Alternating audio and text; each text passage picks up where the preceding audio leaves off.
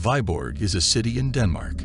It is an old city, but it has only a few old buildings. A great fire destroyed most of the old town in 1726. Mr. Andersen was writing a book on the history of Denmark. He went to Viborg in 1891. He wanted to study the history of the town. He stayed in an old building in Viborg, the Golden Lion Inn. The inn was nearly 350 years old. Andersen asked the landlord for a large room. The landlord of the Golden Lion showed him two rooms, room number 12 and room number 14. There were 3 large windows in each room. The windows looked onto the street. Andersen chose room number 12. In the evening, Andersen went downstairs for supper. He saw a blackboard. The names of all the guests were written on the blackboard. Andersen saw that the inn was full. There were no empty rooms. Andersen noticed that there was no room number 13. 13 is an unlucky number. Many people do not want to stay in a room with an unlucky number. When Andersen went upstairs to bed, he tried to unlock his door. It did not open. Then he saw that he had made a mistake. It was the wrong room. The number on the door was number 13. He heard someone moving inside the room. "I'm very sorry," he said, and went to the door of room number 12.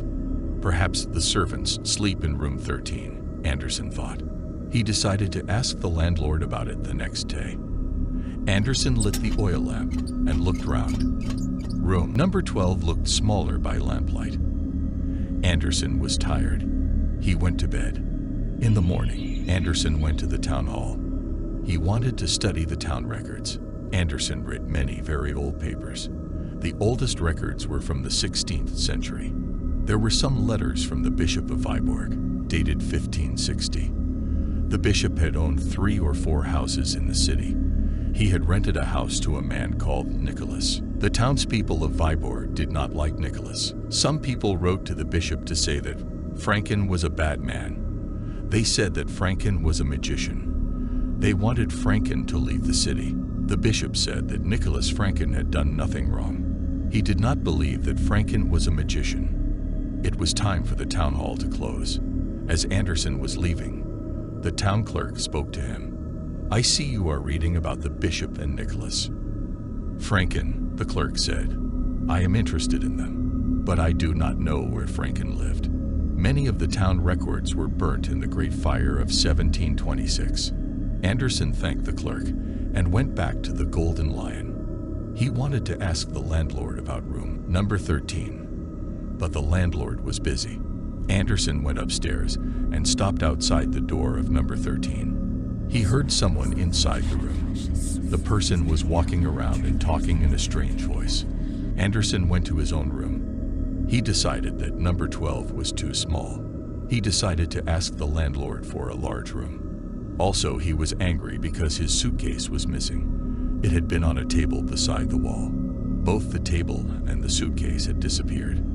Perhaps the landlord had moved the suitcase to a storeroom. Andersen wanted it back. It was too late to call the landlord. Andersen went to the window and lit a cigarette. He looked out of the window. There was a tall house on the opposite side of the street. The lamp was behind him. He saw his shadow on the wall of the house opposite. The person in room 13 was also standing at the window. Andersen saw a second shadow on the wall of the house opposite. This second shadow was strange. The person in room 13 was wearing a tall, pointed hat. Also, the light from room 13 was red. The light was the color of blood. Andersen opened the window and put his head outside. He tried to see the person in the next room. He saw the sleeve of a long white coat. That was all.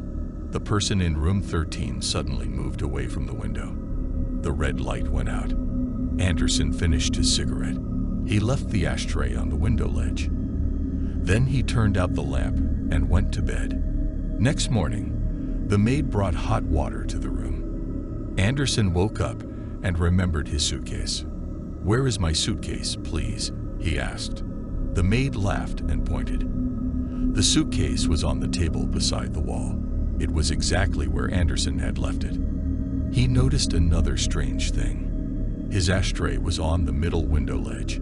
He clearly remembered smoking his cigarette by the end window, next to number 13. He finished dressing and decided to visit his neighbor in room 13. He was surprised when he went to the door of the next room. The next room was number 14. Anderson was frightened.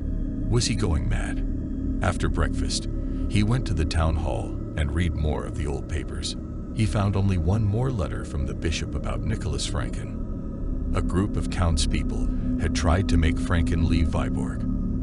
They had gone to Franken's house, but Franken had disappeared. The bishop wrote that no one knew where Franken had gone. That was the end of the matter. That evening, Anderson spoke to the landlord of the Golden Lion Inn. "Why is there no room 13 in the inn?" he asked. "Many people won't sleep in a room number 13. The landlord replied. "They say it's unlucky." "Then who is in your room number 13? asked Anderson. "There isn't a room number 13, the landlord said. "Your room is next to room number 14. "Of course," said Anderson. "I must have made a mistake. Would you like to come up to number 12 for a glass of brandy and a cigar?" "I'd like to very much," said the landlord. They went upstairs together. They went past room number 0 and room number 11 to reach number 12. The landlord looked at the inside of number 12. "This room looks very small," he said. Anderson poured 2 glasses of brandy. Both men lit cigars. Anderson opened the window to let out the smoke. There was a red light and a shadow on the wall of the house opposite. The light came from number 13. The shadow was dancing wildly, but there was no noise. Anderson sat down to drink his brandy. He wanted to tell the landlord about the strange things he had seen. Suddenly, a terrible noise came from the next room. "Is that a cat?" asked Anderson. "Or is there a madman in the room next door?" "It's Mr. Jensen," said the landlord. "He often stays in room 14. The poor man must be ill." A loud knock sounded on the door of Anderson's room. Suddenly, a man opened the door and came in. "Please stop that terrible noise," the man said. "Mr. Jensen," the landlord said, "we thought you were making the noise." The 3 men looked at each other for a moment. Then they went out quickly into the corridor. The noise was coming from the door of room number 13. The landlord banged on the door and turned the handle. The door was locked. "I'll bring men to break the door down," the landlord shouted and ran down the stairs. Jensen and Anderson stood outside number 13. The noise inside the room became louder and wilder. "I want to tell you something strange," Jensen said to Anderson. "My room has 3 windows in the day and only 2 at night. Perhaps you think I am mad." "Good Lord, my room is the same," said Anderson. "My room looks smaller at night than during the day." The door of number 13 opened suddenly, and an arm came out. The arm was thin and covered in gray hairs. The fingernails were long and dirty. Anderson shouted and pulled Jensen away from the door. The arm disappeared and the door closed. The sound of mad laughter came from number 13.